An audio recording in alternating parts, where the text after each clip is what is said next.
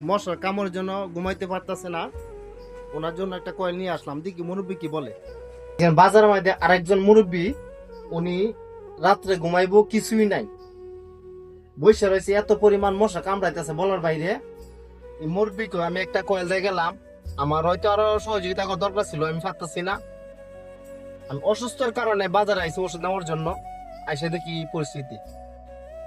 মুরব্বী, বাবা আমি আসলে আমি একটা কয়েল দিয়ে গেলাম যাতে মশার সাথে কামড়াইতেছে, আপনি দিয়ে গেলাম। হ্যাঁ তো বাবা জায়গা 10 দিন যে না মাইন্ড করবেন না কেউ, হয়তো ভাবতে পারেন যে এই মানুষ দেখানোর জন্য না, 5 টাকা হোক 10 টাকায় হোক, আল্লাহ রাস্তা দান করবেন, এটা আল্লাহকে রাজি খুশি করার জন্য, ওইটাই আর কোনো কিছু না।